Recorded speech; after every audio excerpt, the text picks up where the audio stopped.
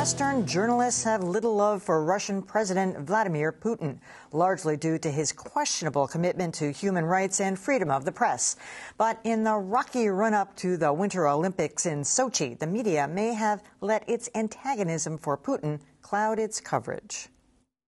More evidence this morning, though, that Sochi is not ready. That's pretty much been the story.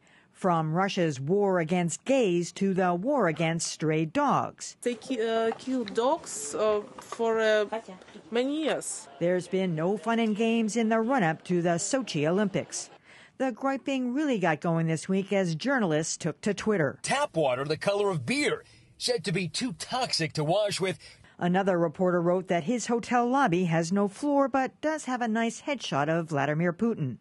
Then there was this, a sign in the bathroom imploring people, please do not flush toilet paper down the toilet. It's just absolutely an embarrassment. And then there's the threat of terrorism. There's growing concern tonight about the safety of American athletes headed to the Winter Olympics.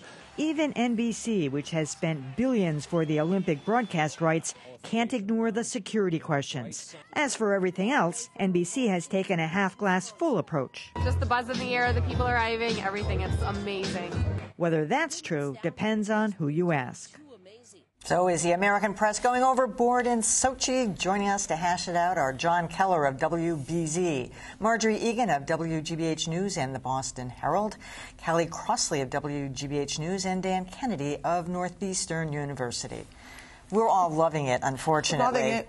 I mean, I've clicked through all those tweets and 100 times. In fact, today there were even more up there. But you know, when you really look at it in the scope of things, it's pretty minor stuff. And I think the majority of people are in situations that are fairly comfortable. I think the thing that kind of shocks us is it's a cultural differences, too. I mean, having the open bathrooms, the men's bathrooms, there's like 13 toilets all just out in the open and the signs on how to use them. And it's just, you know. How to use them? Well, we need lessons. Well, is that an Olympic event? I didn't realize. There were lessons. Yeah, I mean, I looked at the glasses of the water online, and they did not make me think of beer. They made me think of something else. You know, there's a very serious concern here, and of course the concern is security. And what's ironic about this, because Russia's taking so much heat over whether the security will hold or not, is that one of the reasons that the security concerns are so heightened is because of what happened at the Boston Marathon last spring. So we were unable to prevent it. I'm going to tell you the single most frightening story I saw. It was by David Filipoff in the Boston Globe this week, and he was talking about going through some sort of a checkpoint, and they said, "What's in the bag?" He said, "Oh, my laptop's in here," and he starts to show it to them, and they said, "Oh, you don't have to show it. Just you look honest. Go right on through." That's kind of scary. I would add the same thing happened with a CNN reporter this morning. I saw her saying that nobody checked her toothpaste, her creams, she was not made to take her laptop out, and she kept her shoes on. So that, to me, is really what we're talking about here. On the other hand, with regard to sort of the amenities question, we are looking at it through a first world lens, and apparently in the Olympic Village everything is wonderful. So that's where they put their energies, and you know, the people are covering it so much they don't really care. Well, I don't know. I don't know. First of all, I can't get enough of this stuff. I have loved every story about the rooms with no doors and the rooms with no walls and the mess. And why can't they neuter the damn dogs? I shouldn't swear on the air, I guess. Why can't they neuter these dogs? I mean, this is terrible. They're shooting thousands of dogs. Animal abandonment, animal cruelty is not against the law in Russia. I know, but I mean, I think it's kind of a wake-up call, maybe, that other people don't view this sort of thing. With Filipoff, the story he told, we had him on Boston Public Radio about how, actually, Brian McGrory from the Globe told this story about how he was going to go there to be the Russian correspondent until he found out that they thought it was funny when pit bulls and Rottweilers went and mauled dogs. So I think that's just awful. And I don't like Vladimir Putin, and I hope he's embarrassed by all of this. But you know something, on a serious note, once the games begin, then I think it's going to be all about, you know, the luge and the downhill skiing. But meanwhile, I can't get enough of the amenities foibles.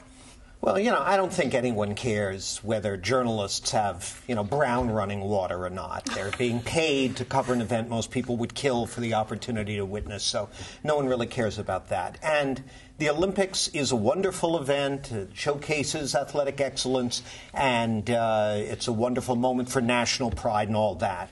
But having said that, I want the journalists who are there to be not just sports journalists and not just gawkers, but to cover newsy angles as well.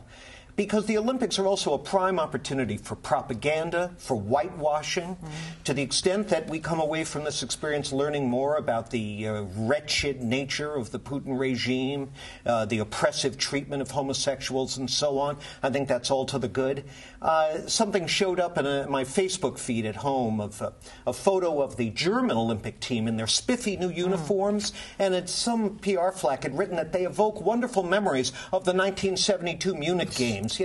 Somehow my memories of those games are not so wonderful. Ooh. So this is the kind of garbage that is spun out around the Olympics. Journalists need to do their best. I know, but I just get concerned that we're a little bit too gleeful about this for the reasons that you stated, Marjorie, that Western journalists don't like Putin. So they're sort of relishing in this and maybe even embellishing it a bit. I don't know. Well, first of all, Americans don't like to be uncomfortable. So, that's what that's about. But to your point about, looking at everything through the lens of, really what the political scene is and the propaganda scene, the story that caught my attention this morning is that they put out the missive that people were taking too long in showers. And then people said, whoa, how do you know?